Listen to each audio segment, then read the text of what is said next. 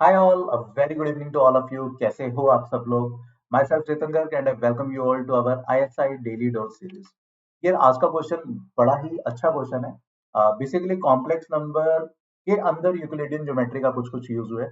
तो जिन बच्चों का geometrical path of complex number थोड़ा सा वीक है, उनके लिए स्पेशली ये क्वेश्चन है, या जिनका स्ट्रॉन्ग है उनके लिए भी ये क्वेश्चन। तो आज के क्वेश्चन में हम ज्योमेट्रिकल पार्ट देखने वाले हैं कॉम्प्लेक्स नंबर का। ठीक है। तो एक तो ऑयलर फॉर्म कि किसी भी कॉम्प्लेक्स नंबर को हम R E power iota theta लिख सकते हैं, वो थोड़ा बहुत यूज होगा। एंड ज्योमेट्री थोड़ी सी यूज होगी कॉम्प्लेक्स नंबर में। राइट, तो without wasting much of your time, let's see what exactly is today's question. तो ये हमारा क्वेश्चन है कि let z1 z2 z3 are complex numbers associated with the vertices a b c of a triangle abc which is circumscribed by the circle mod z equal to 1। तो पहले तो आपको ये समझ में आना चाहिए कि भैया ये सर्कल कैसे है। कोई भी complex number always represents a point at the complex plane, Argand plane, imaginary plane, है ना। मॉडुलस उस कॉम्प्लेक्स नंबर का ओरिजिन से डिस्टेंस देते हैं। अब मॉड ऑफ जेड वन का मतलब है कि it is a set of complex numbers जिसका ओरिजिन से डिस्टेंस वन है। तो बेसिकली ये एक सर्कल होगा, ठीक है, जिसका सेंटर ओरिजिन और रेडियस कितना, रेडियस हो गया वन। ठीक है। इसी बेसिकली ऐसे पॉइंट्स हैं जो इस सर्कल पर लाई करते हैं। ठीक है। अब आगे कह रहे हैं perpendicular from A is drawn which meets B C at D. चलो हम डायग्राम बना लेते हैं। Let's say this is our triangle A B C. मेरी ड्राइंग बहुत बेकार है बाय द वे, मैं दोबारा दोबारा कोशिश करता हूँ इसको ठीक से बनाने की। तो let's say this is A B C, कोई भी एक ट्राइंगल ऐसी बन गई ए बी सी। फर्दर अब ये क्या कह रहे हैं, हमने लेट्स से पॉइंट ए से परपेंडिकुलर ड्रॉ किया ना। Perpendicular from A is drawn on B C, तो ए से हमने परपेंडिकुलर ड्रॉ किया which meets BC at D, ये पॉइंट D है। And the circle mod of Z equal to 1 at E। तो ओके, फर्दर अगर हम एक्सटेंड करते हैं तो ये यहाँ पर E पॉइंट पर मिल रहा है, दिस पॉइंट इज D। ठीक है। फर्दर कह रही है if P is the image of E about BC, तो E पॉइंट की मिरर इमेज ली है BC के अबाउट, वो है पॉइंट D आपका। तो let's say this is sorry this is P, ये P पॉइंट है। The image of E about BC and F is the image of E about origin. Okay, तो ई point को origin से मिलाया जो कि basically centre of the circle था, है ना। और इतना ही डिस्टेंस हम आगे चले गए तो this point is nothing but F. ये हमारा एफ पॉइंट है।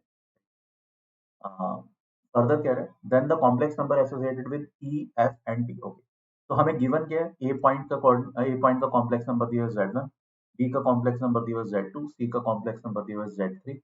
और हमें पी और एफ, इनके हमें सो कॉल्ड इनके इनसे एसोसिएटेड हमें कॉम्प्लेक्स नंबर बताना है, obviously in terms of z1 z2 and z3।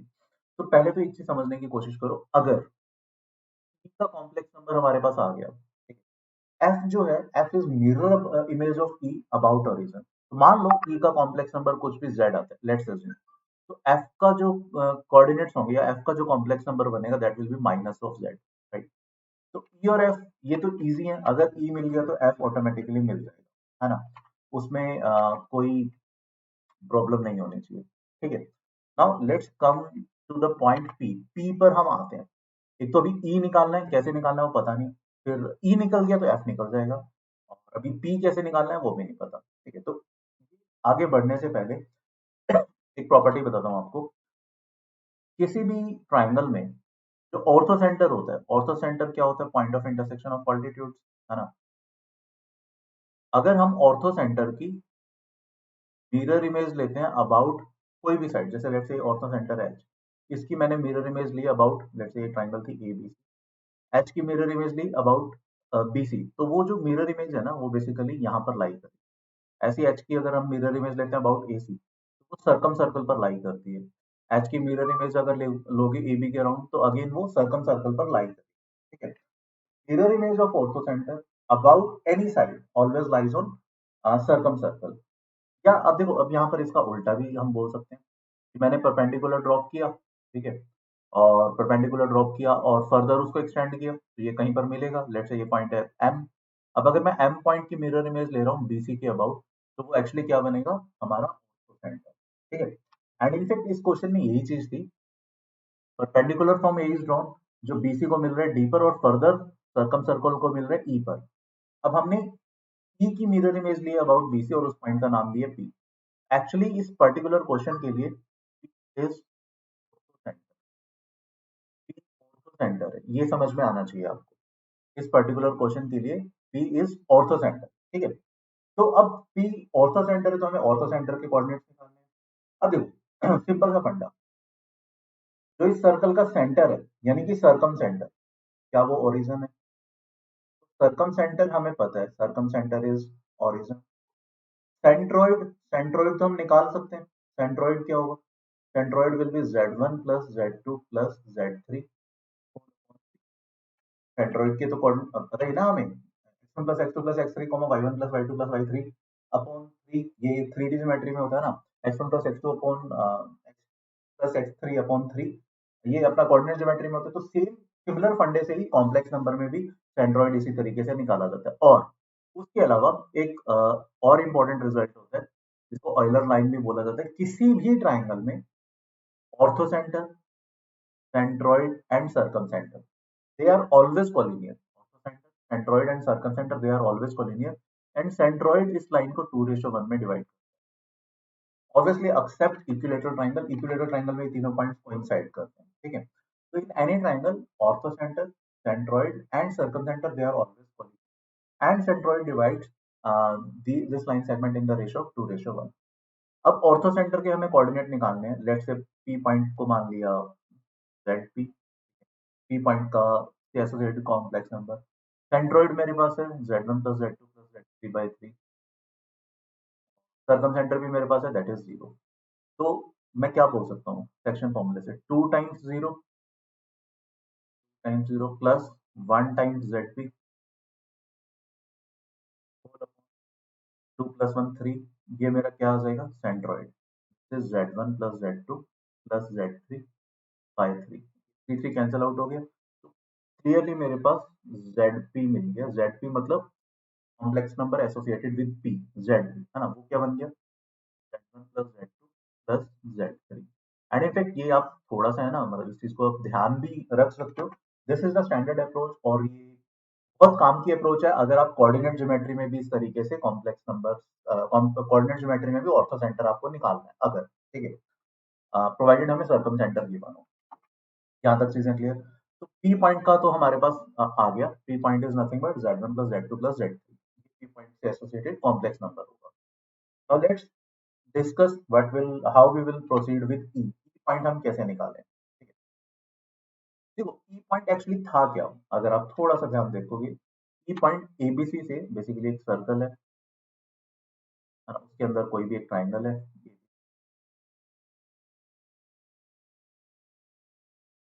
ए से परपेंडिकुलर ड्रॉप किया, जहां पर इसको मिल रहा है दिस इज पॉइंट ई और एक सेंटर है। अब हमें इनफैक्ट ई पॉइंट के एसोसिएटेड कॉम्प्लेक्स नंबर निकालने के लिए ऑब्वियसली ई हमें z1 z2 z3 की टर्म में ही निकालना है, ठीक है। तो मुझे ना तो पी की जरूरत होनी चाहिए क्योंकि पी तो फर्दर है ना, P is the mirror image of P about BC, फिर ई की इमेज अबाउट ओरिजिन एफ है। तो ई पॉइंट का पी और एफ से कोई लेना देना नहीं है, मतलब किसी भी सिनेरियो में हम ई एक इंडिपेंडेंट चीज है जिसको हम ढूंढ पाने चाहिए, ठीक है। अब देखो, अगर मैं कुछ ऐसे समझने की कोशिश करूं कि मुझे अब ये ई पॉइंट के कोऑर्डिनेट्स लेट से मान लिए मैंने, जेड ई मान लिया, ई पॉइंट से एसोसिएटेड कॉम्प्लेक्स नंबर, ठीक है। अब अगर मैं ये सोचूं कि ये वाला जो एंगल है, ठीक है, ये वाला एंगल कितना होगा, या यूं कहें कि Z two Z E origin पर कितना एंगल सबटेंड करेगी। अगर ये क्लियरली 90 डिग्री का एंगल था, इस पॉइंट को डी मान लेते हैं ना, can you tell me what will be angle B A D? Angle B A D आपको 90 माइनस बी नजर आ रहा है, ये पूरा एंगल बी था, है ना, A D should be 90 minus B, ये सबको समझ में आना चाहिए। अगर आप ट्राइंगल बी ए डी की बात करोगे तो angle B A D is 90 minus B, और सेंटर पर कोई भी कोड जैसे बीई कोड ए पॉइंट पर जो एंगल सबटेंड कर रही है that is 90 minus B, centre पर यानी एंगल बी ओ डी ये कितना होना चाहिए 180 माइनस 2b। मेरे ख्याल में से यहाँ तक कोई कंफ्यूजन, ठीक है, क्लियर।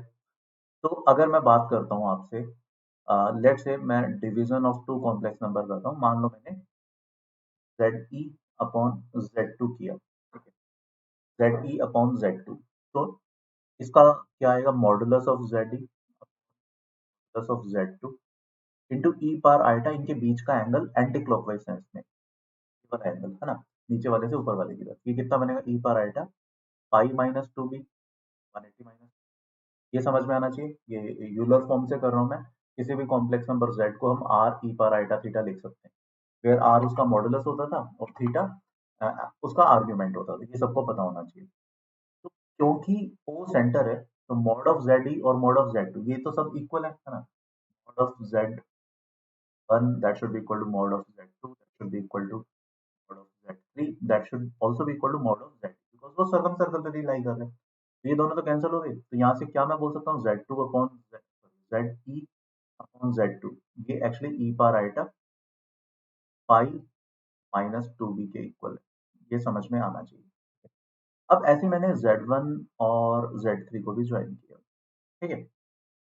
अब अगर मैं आपसे Z1 अपॉन Z3 पूछता हूँ, क्या होगा, mod of Z1 upon mod of into into क्या, ई पार आइटा, इनके बीच का एंगल, ये वाला एंगल एंटी क्लॉकवाइज है इसमें, नीचे वाले से ऊपर वाले की तरफ जा रहे हैं, है ना। अब एसी जो कोड है वो बी पॉइंट पर एंगल बी सबटेंड कर रही है, एसी कोड बी पॉइंट पर एंगल बी सबटेंड कर रही है, तो सेंटर पर कितना करेगा, टू बी, उसका ट्वाइस, ठीक है। ये समझ में आया। ऑब्वियसली Z1 Z3 ये कैंसिल आउट हो जाएंगे क्योंकि इनके मॉड सेम है, जैसा हमने अभी बताया था यहाँ पर। यहाँ से मैं लिख सकता हूँ Z1 upon Z3 that is actually E power iota.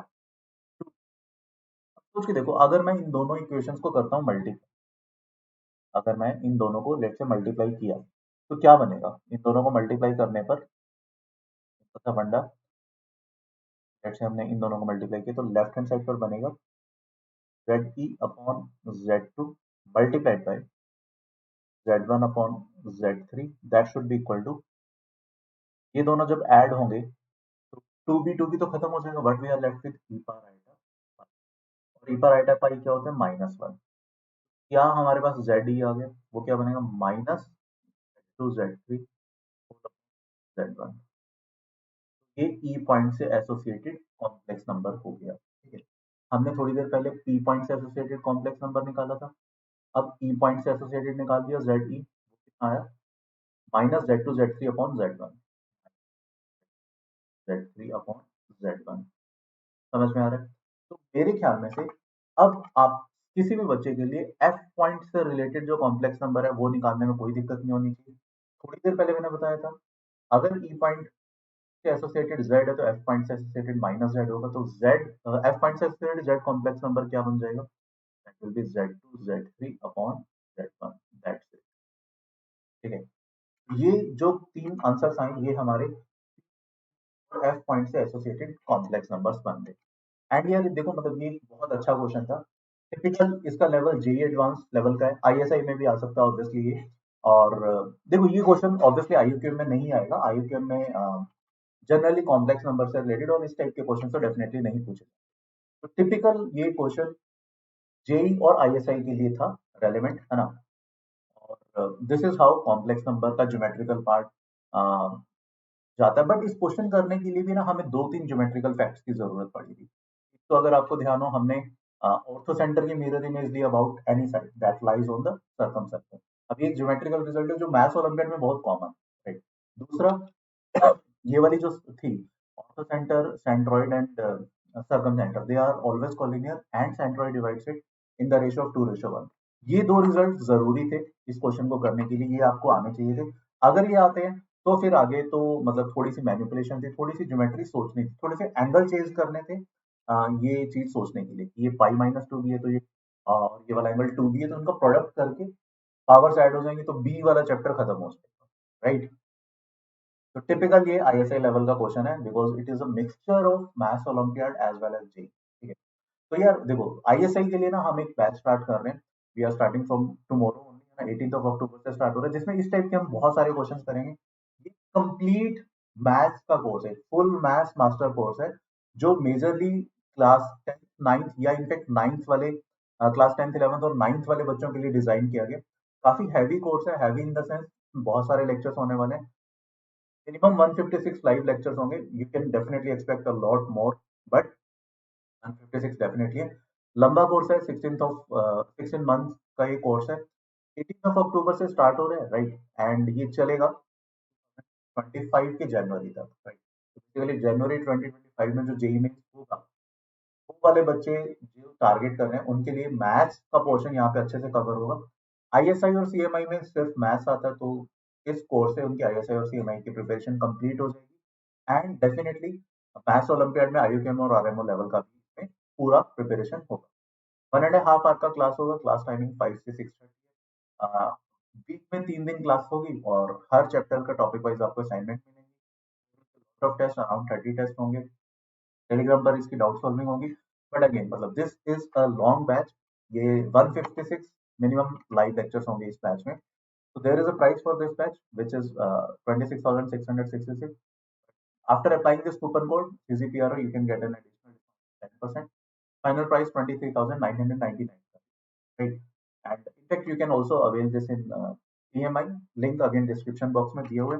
But yes, you can apply this coupon code, right? तो इस बैच में एंड इनफैक्ट इस सीरीज में भी हम अभी आगे और इस टाइप के काफी सारे क्वेश्चंस करेंगे। तो that's it from today session यार। नेक्स्ट लेक्चर में मिलते हैं। Till then please take a very good care of yourself. Thank you, bye bye.